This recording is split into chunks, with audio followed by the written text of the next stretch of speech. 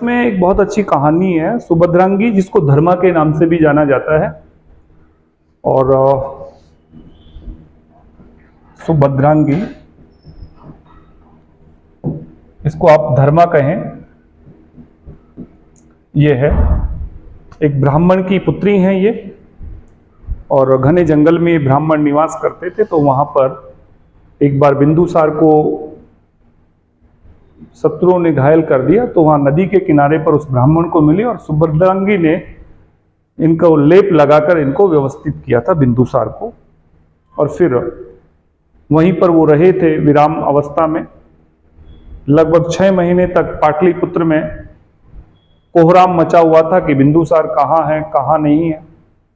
और हालत इस प्रकार से हो गई थी कि वहीं पर फिर सुभद्रांगी यानी धर्मा के साथ में बिंदुसार का ब्याह हो गया। और उसी से एक बहुत बड़ा तेजस्वी बालक पैदा हुआ, अशोक महान।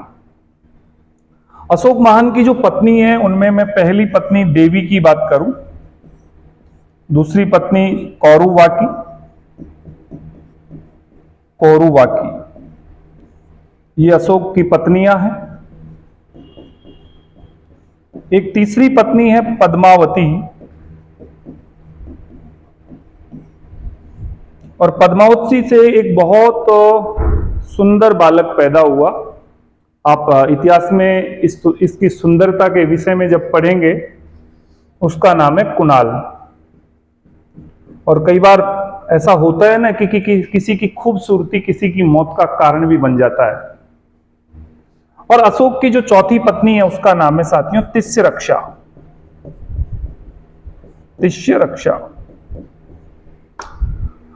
कुणाल यानी कि एक ऐसा पक्षी जिसकी बहुत अच्छी आंखें हैं, उसको अपन कुणाल कहते हैं। और कुणाल बड़े यौवन में था, बहुत सुंदर, जबरदस्त, आंखें भी इतनी जबरदस्त कि भगवान कामदेव साक्षात विराजमान है। और ये तिष्यरक्षा जो अशोक की रानी है चौथी, वो कुणाल से बड़ी प्रभावित थी। कुणाल की सौतेली मां है और तिष्यरक्षा चाहती थी सीधे अर्थों में अशोक से शारीरिक संबंध स्थापित करना। अशोक को इतना चाहती थी। अशोक की पत्नी ये तिष्यरक्षा कुणाल को इतना चाहती थी, जबकि ये अशोक की क्या है, पत्नी है। ये कुणाल के अशोक का बेटा है। आपस में दोनों का रिश्ता मां बेटे का है, सौतेली मां है साथियों। और जब स्त्री चाहती है ना किसी को, तो भाई साहब पूरे दिल दिमाग से चाहती है। लेकिन यहां पर कुणाल ने मात्र धर्म निभाया। कुणाल को बंद कमरे में पकड़ लिया तिष्यरक्षा ने, तरह तरह के प्रलोभन दिए कुणाल को कि मगध के सम्राट आप ही होंगे। क्योंकि सीधी सी बात है, तिष्यरक्षा बहुत सुंदर थी और मोह तो इसने अशोक को भी रखा था। तिष्यरक्षा के भी सुंदरता के चर्चे थे मगध में, लेकिन कुणाल के भी चर्चे थे। बहुत सुंदर आंखें थी कुणाल की। कुणाल पक्षी होता है बहुत सुंदर नेत्र वाला, देखना पढ़ना। लेकिन कुणाल ने हर बात पर तिष्यरक्षा को अवॉइड किया। नहीं, ऐसा इतिहास में है कि इसको गांधार तक्षशिला विद्रोह जब हुआ अशोक के समय, तो वहां पर कुणाल को भेजा था। और कुणाल को वहां भेजा तो क्या रणनीतियां यहां पे मगध के महलों में अपनाई जाती हैं कि तिष्यरक्षा अशोक के साथ में रात्रि विश्राम कर रही थी। और सम्राट अशोक की जो राजमुद्रिका थी, जिससे मोहर लगती थी, राजमुद्रिका मोहर, उस मोहर को अशोक से चुराकर तिष्यरक्षा ने खाली पेपर पर मोहर लगा ली।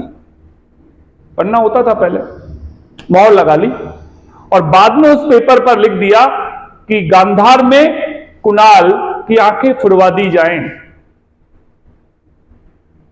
गांधार में मैसेज गया कि सम्राट अशोक का मैसेज आया। उनको थोड़ी पता था कि मैसेज किसने किया, तिष्यरक्षा ने, क्योंकि राजमुद्रिका पे यह मैसेज लिखाया गया कि कुणाल की आंखें फुड़वा दी जाएं। वहां पे जितने भी संतरी वंत्री दरबारी थे, वो बड़े हतप्रभ रह गए कि सम्राट अशोक की तरफ से अपने पुत्र की आंखें फुड़वाने का आदेश, ये तो असंभव है। लेकिन अगर आप आदेश की पालना नहीं करेंगे तो फिर राजदंड के पात्र भी तो है ना आप, क्योंकि राजमुद्रिका ऐसे ही थोड़ी काम करती है। कितनी गजब बात है ना, आदमी कैसे फंस जाता है चंगुल में। लेकिन उन्होंने इसकी आंखें फुड़वा दी, लेकिन जीवित रखा। और जब यह बात अशोक के पास पहुंचती है कि कुणाल की आंखें फुड़वा दी गई, राजमुद्रिका की चोरी की गई, राजमुद्रिका से फर्जी मोहर लगाई गई और मेरी मोहर से मेरे बेटे की आंखें फुड़वाई गई, अशोक इस बात को सहन नहीं कर पाया। किसने किया यह दुस्साहस? कौन है मगध के महलों में अपराधी? अनुसंधान एक ग्रेड का होता था। आप कहीं ऐसा सोच रहे हो कि आज भी अनुसंधान होता है, पुलिस प्रशासन आज भी सजग है और पुलिस चाहे तो हर अपराधी को ढूंढ सकती है। यह तय बात है, निश्चित बात है, मान लेना इस बात को।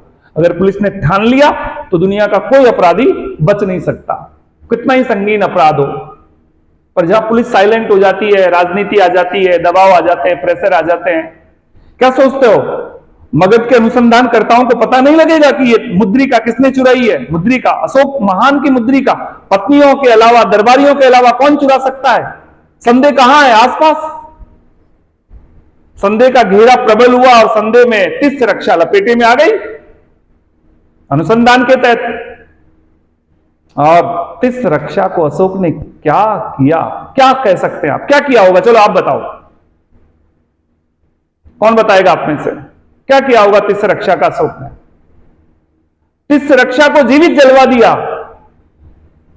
और ये एक तरफा प्रेम कह सकते हैं, क्योंकि कुणाल नहीं चाहता था ना। कुणाल चाहता तो तिस रक्षा से संबंध स्थापित कर लेता, आगे एबीसीडी की बातें ही नहीं होती।